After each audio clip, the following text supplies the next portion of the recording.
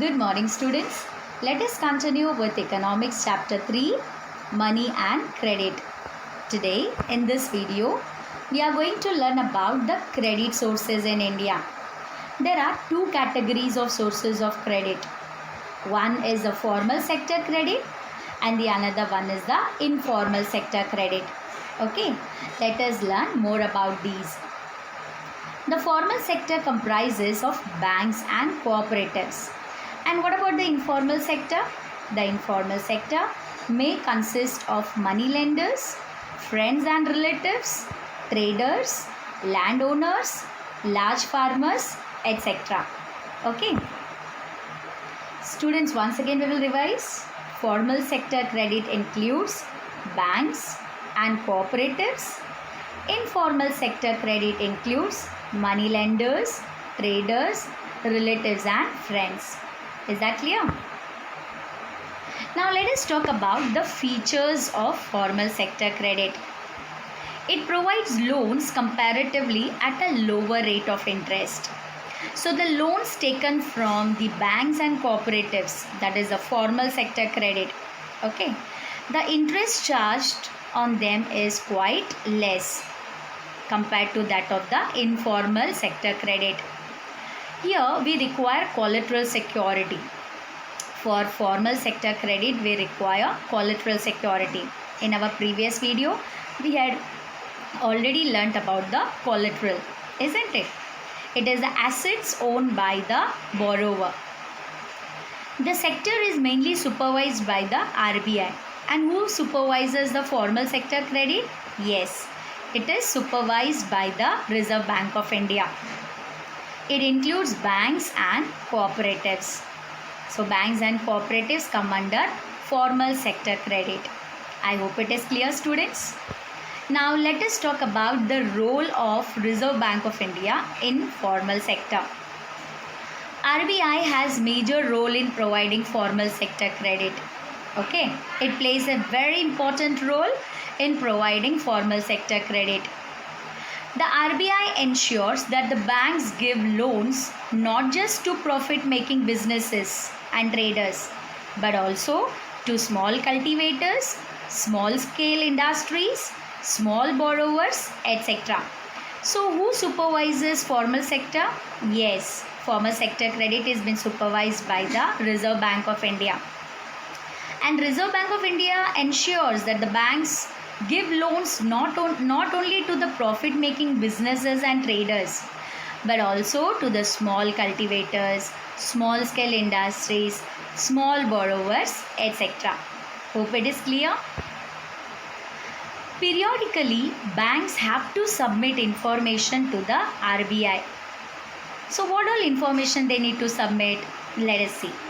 On how much they are lending, to whom and what interest rate they are lending to the borrowers, etc. Okay. The banks maintain a minimum cash balance out of the deposits they receive. In our previous video, we had learnt about this. Banks need to keep minimum cash balance, okay, out of the deposits they receive. The Reserve Bank of India monitors the banks in actually maintaining cash balance. And who monitors the banks? Yes, RBI monitors the banks in actually maintaining the cash balance. Okay. Now let us talk about the features of informal sector credit. Till now we had learnt about the formal sector credit. Now we are going to learn about the features of informal sector credit. This sector charges higher interest rates on the loans that are given, as there is no organization to supervise this sector. So students, the loans taken from landowners, large farmers, money lenders, friends and relatives, okay, higher rate of interest is charged on them. Why is it so? Yes, as there is no organization to supervise this sector. Okay, the interest charged is quite high. This sector could lead to increasing debt. Now, why informal sector credit could lead to increasing debt? Yes, as the borrower finds difficulty in paying back the loan. Okay, as the interest charged is quite high, the borrowers find difficult, okay, in paying back the loan. People who might wish to start an enterprise means business, by borrowing from the informal sector may not do so. Students, why is it so? People who might wish to start an enterprise by borrowing from the informal sector may not do so because of the high cost of borrowing. But still we find poor people borrowing from informal sector. Okay, let us see. However, still poor households in urban and rural areas depend upon informal sources for their borrowing needs, as they don't require any collateral. Students, we had already learned that collateral means the assets owned by the borrowers, isn't it? Now poor people, how they will have assets? They don't have collateral, they don't have proper documents and all to submit. So whom do they approach for loans? Yes, obviously they will approach the informal sector credit for loans. Okay. Banks and cooperative societies need to lend more. Why banks and cooperative societies need to lend more? Because it would lead to higher incomes, and many people could then borrow cheaply for a variety of needs. Okay, as the interest charged is less, the formal sector credit needs to lend more loans to the people, those who are in need. Okay, this will help the people to grow crops, do business, set up small scale industries, etc. They could set up new industries or trade in goods. Okay, so it is clear. Cheap and affordable credit is crucial for the country's development. So what is important for the country's development? Yes, cheap and affordable credit. Is that clear, students? Students, just have a look at this diagram. Here you can see, of all the loans taken by urban households, what percentage was formal and what percentage was informal. The blue color in the pie diagram indicates the percent of loans from the informal sector, and the purple color in the pie diagram indicates the percent of loans from the formal sector. Here we can see the people are divided into 4 groups. Poor households, households with few assets, well-off households and rich households. Here we can see that 85% of the loans taken by poor households in the urban areas are from informal sources. Now compare this with the rich urban households. What do you find?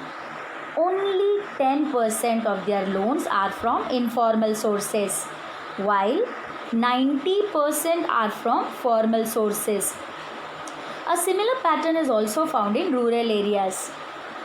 The rich households are availing cheap credit from formal lenders, whereas the poor households have to pay a large amount for borrowing.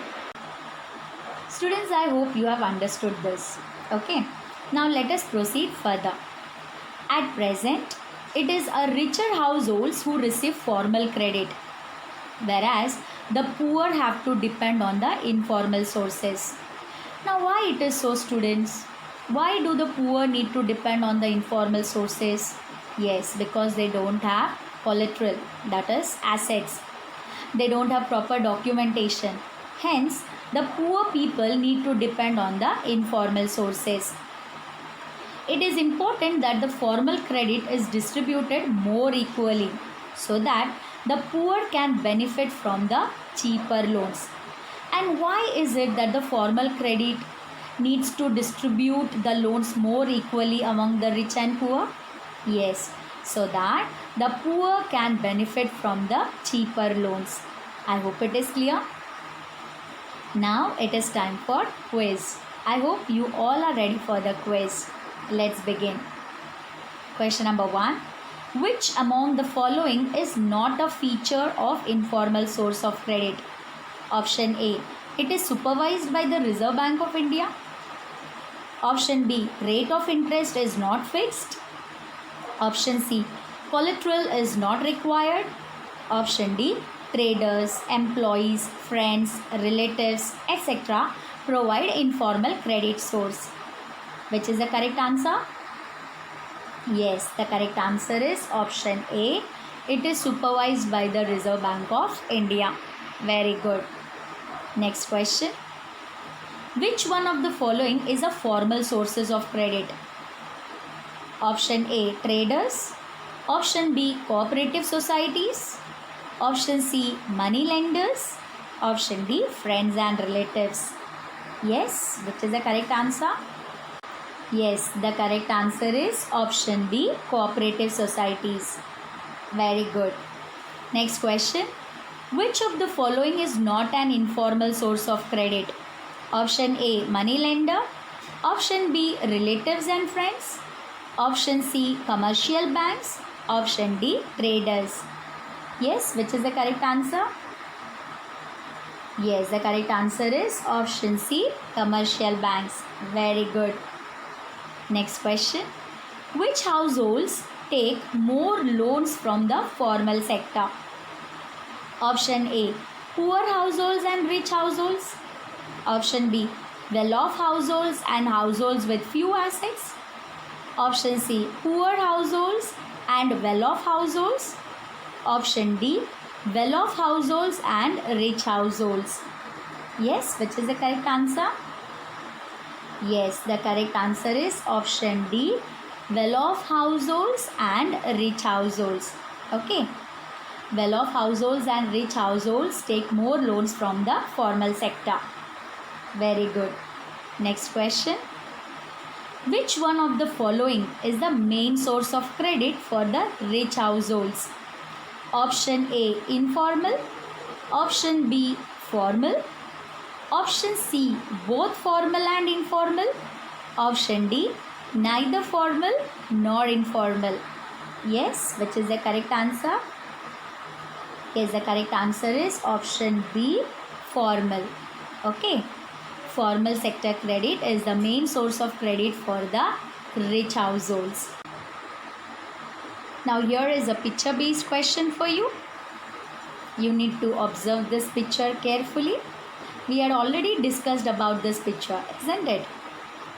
Now what you have to do is, among these 4 options, you need to select one correct option that describes the picture correctly. Option A. Rich and poor households.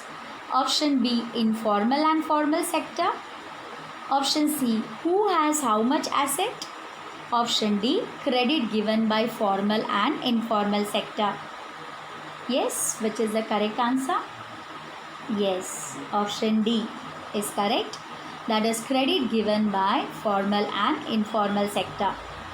Very good. Now let us do a short recap. Today in this video we had learnt about formal sector credit and informal sector credit.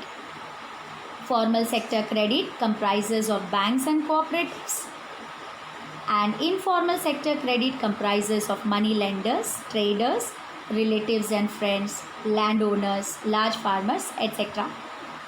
The interest rate charged by the formal sector credit is less. The interest rate charged by the informal sector credit is quite high.